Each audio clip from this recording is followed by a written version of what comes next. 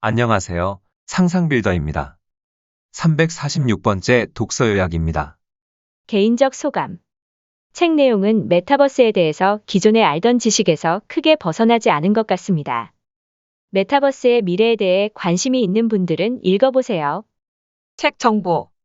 제목, 포스트 메타버스. 저작, 우은택, 이원재, 이은수 외 19인의 카이스트 석학들. 출판일, 2022년 3월 9일. 책의 중심 키워드, 메타버스. 저자 소개, 생략. 책에서 얻은 내용. 최근에 메타버스가 화제다. 초월을 뜻하는 메타와 세상을 뜻하는 유니버스를 결합한 단어인 메타버스에 대한 해석은 아직까지 각자의 경험과 지식에 따라 제각각이다. 포스트 메타버스 시대를 앞두고 우리가 반드시 알아야 할 것들이 있다. 지금까지 미디어가 사람의 능력을 확장하는 도구로 활용되어 왔다면 메타버스도 사람들이 더 즐겁고 행복하게 살 수 있게 도구로서 충분히 이용될 수 있도록 만들어야 한다. 그 미래의 메타버스를 대비하여 우리는 무엇을 준비해야 하는지 등 메타버스의 기술적인 측면과 함께 이를 활용하는 사람의 시각이나 사회적 측면에서 메타버스를 이해할 수 있도록 도와줄 다양한 시선을 담았다.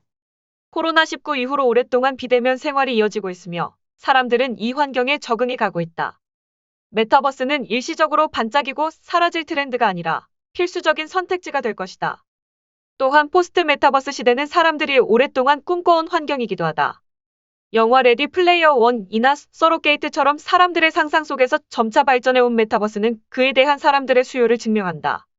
가입자 수 2.6억 명을 돌파한 메타버스 플랫폼 제페토 안에서 약속을 잡고 만나 사진을 찍는 모습은 사람들이 이러한 메타버스의 기능을 충분히 즐기고 있음을 보여준다. 그러나 현재의 메타버스는 완성형이 아니다. 메타버스 안에서 아바타로 상호작용할 때 사람들이 대면 환경에서 소통하며 주고받는 비언어적 표현들을 완전히 담아내지 못하는 것이나 나를 닮은 아바타를 만들 때 장애인임을 드러낼 수 있는 요소는 준비되지 않은 것 등 분명한 한계를 가지고 있다.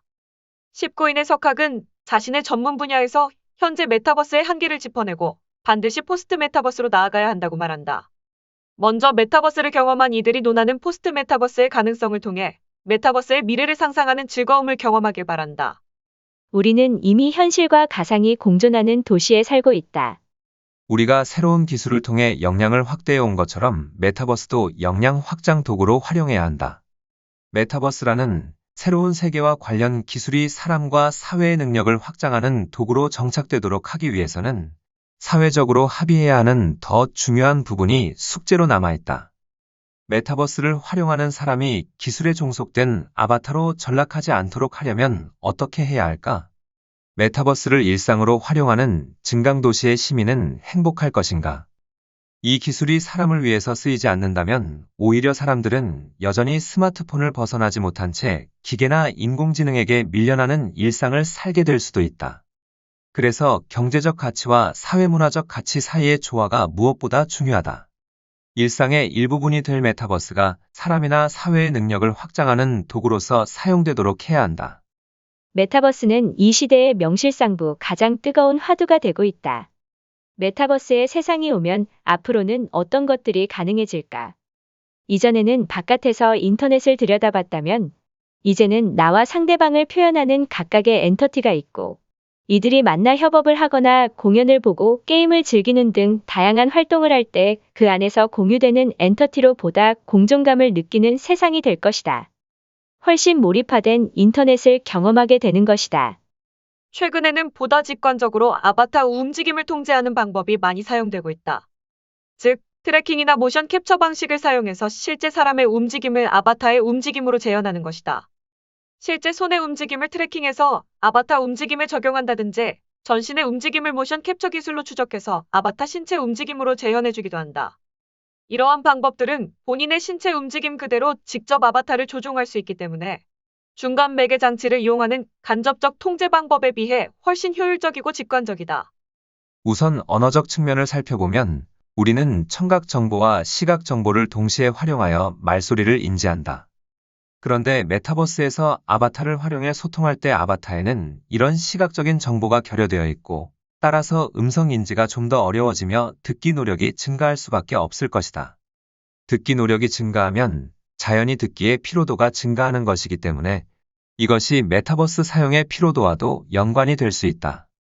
그래서 과연 이 피로도를 낮추고 좀 더 쉽게 이해할 수 있는 음성을 어떻게 구현할 수 있을 것인지, 시각 정보와 청각 정보를 어떻게 일치시킬 수 있을 것인지와 관련된 기술 개발이 하나의 과제가 될 것으로 보인다.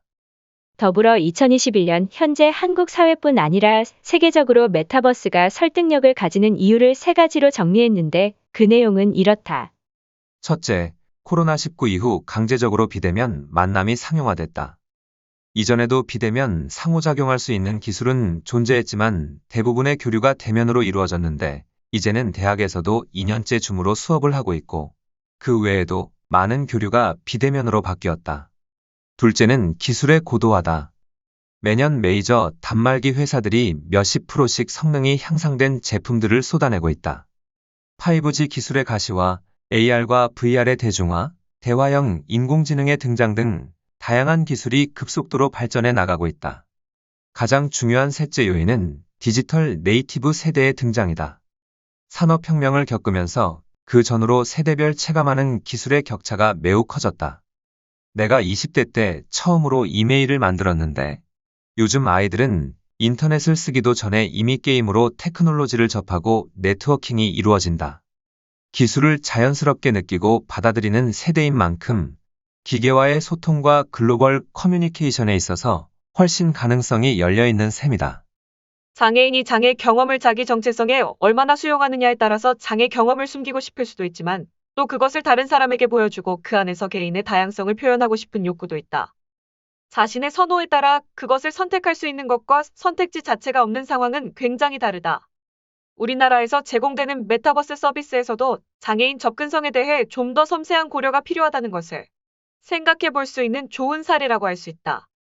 최근 메타버스에 기반한 다양한 음악 공연이 등장하고 있다. 가상 세계이기 때문에 무대를 얼마든지 자유롭게 연출할 수 있어 현실에서 실현하기 어려운 다양한 퍼포먼스를 선보이는데 실제로 오프라인보다 많은 관객을 동원하고 더 큰 매출을 올리기도 한다. 해외에서는 트래비스 스캇이나 아리아나 그란데가 게임 플랫폼인 포트나이트에서 공연한 사례가 대표적으로 꼽히고 국내의 경우에는 유명 K-팝 그룹인 블랙핑크가 가상현실 플랫폼인 제페토에서 공연했다. 특히 해외 가수인 셀레나 고메즈의 아바타와 함께 합동 무대를 선보이고 사인회를 통해 팬들과 교류하는 등 가상현실의 장점을 잘 보여주었다.